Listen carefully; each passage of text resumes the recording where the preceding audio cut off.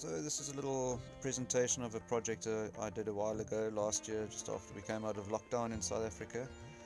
Client wanted a little studio built in an unused part of the garden, and put a couple of drawings together and got the go-ahead. Client liked the plan, very simple, very quaint for the little part of the garden that it was supposed to fit into. It's going to sort of blend well with the neighbors and etc. And yeah, so this is a little presentation with a few pictures and etc. as to how the project proceeded and what it turned out to be in the end, which was quite nice. It took a little bit longer than was expected, put a bit of detail into the interior, and turned out to be very nice.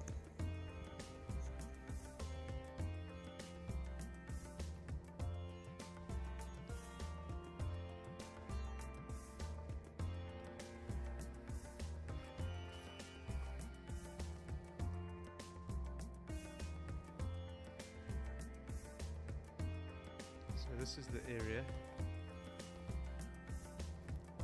That's got to be 3.6 meters that way, 2.8 meters that way. So that wall's got to come out. Got to chop this off a bit. Trim this, because it's going to start from about here. And it's going to run quite close to that wall and go straight up there. So we have to do some cutting there. But today's job is just to prepare the area. I'm going to put concrete paving stones down there for the floor supports to rest on. It's going to hang slightly off this edge. This is a terraced edge, goes down, so there's going to be an overhang here. I'm going to use this wall, stone wall as a support, and I'm going to probably bolt the floor joists to that wall to give it that support from this prevailing north winds, so it doesn't tip it over. So it's going to be a lovely job. What a beautiful view.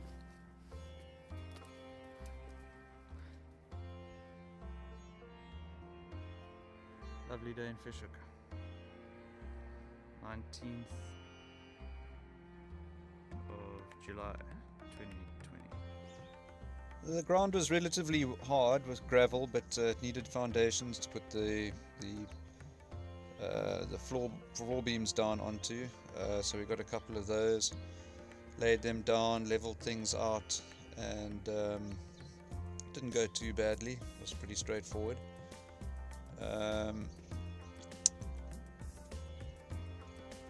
Yeah, it's very important to obviously get things level from the beginning. We had to grind out a couple of those rocks and things that were making up the retainer wall, but once you got a pretty level base, everything else is as straightforward as you can get. Squaring it off, making things 90 degrees is the most important thing, obviously. And then we just used some treated builder's ply, 18mm builder's ply. Lasts very well if you coat it, and it's relatively cheap, about $500, $550 a sheet. I think we used about 14 sheets. And then treated pine for the framework.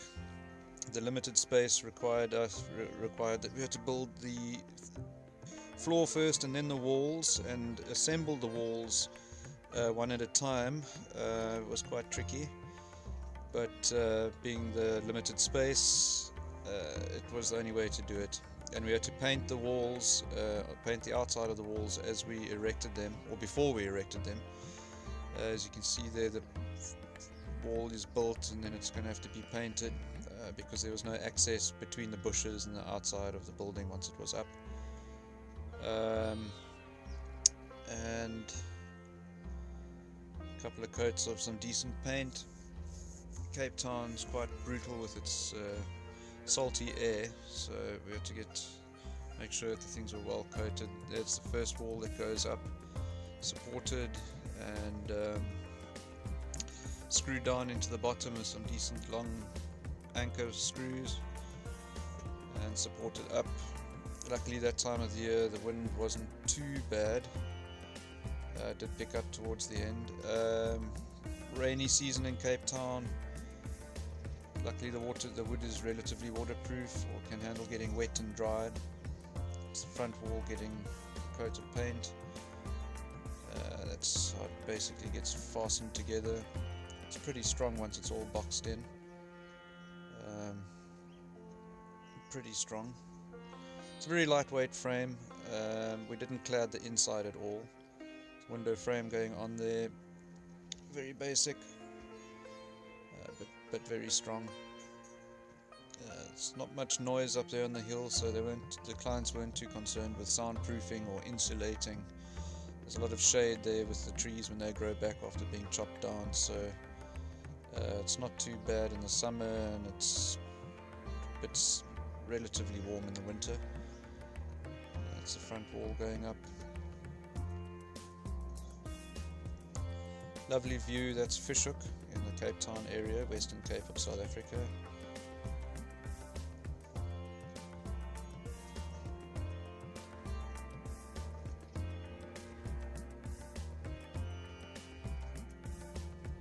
Builder's ply is pretty cheap stuff in South Africa, and it's used for a wide variety of projects that I do.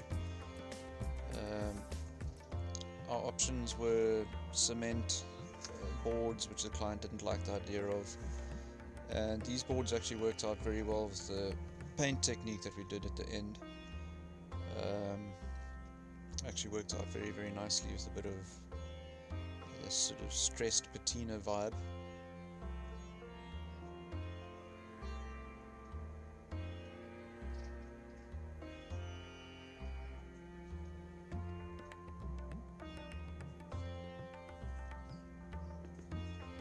Unfortunately, during the treating process, the plywood, because it gets saturated in an antibacterial liquid, which is I think it's copper based or whatever nowadays. It used to be some poison, but it does warp the wood, so it became a little bit of an issue every now and again to get the boards lining up on the floors and the sides. But with a couple of clamps and a bit of blood, sweat and tears, it's all possible.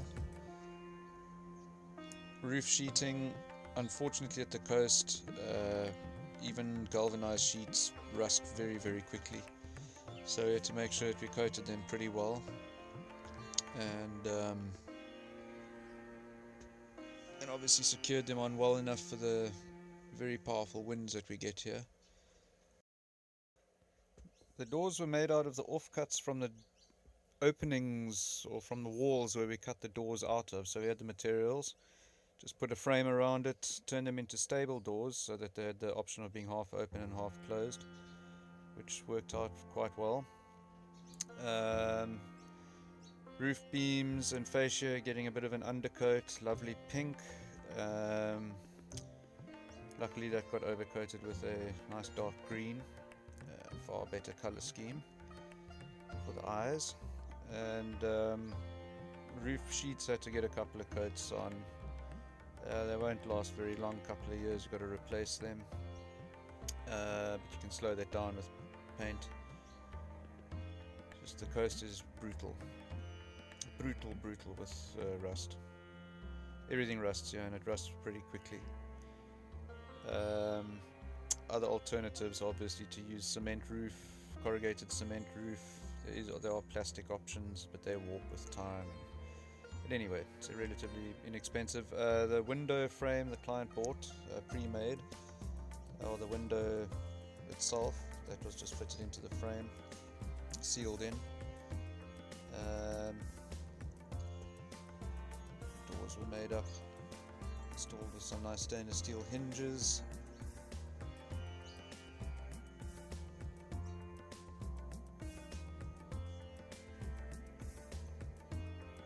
because of the wildlife and etc., you want to close the bottom, keep the spiders, the snakes, the lizards, the small monkeys, and the little gillimonkas out, but still allow the ventilation through the top. So it was a no-brainer to split the doors.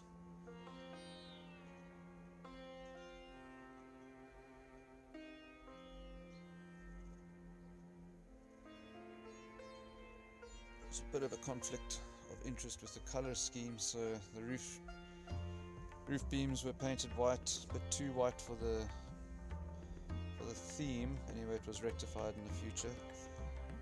The framework was kept as a feature, so I decided to spend a lot of time sanding the framework down to a 320 grit and got it looking as tiger's eye as possible with some wood dock.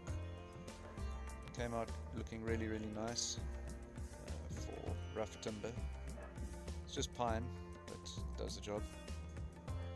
Client liked it and went well with the walls.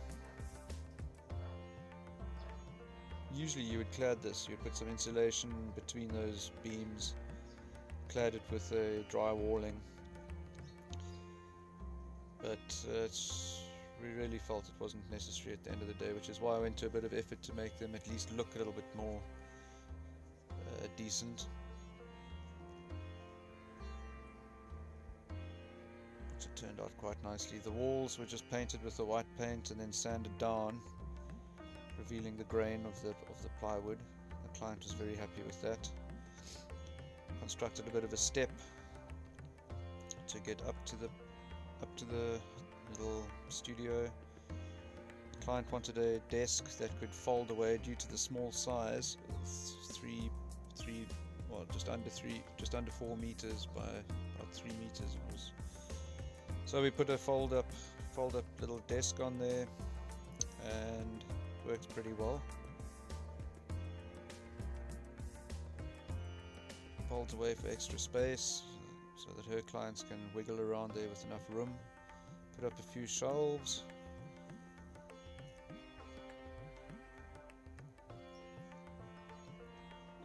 And that was that. Job done. It was a lovely project.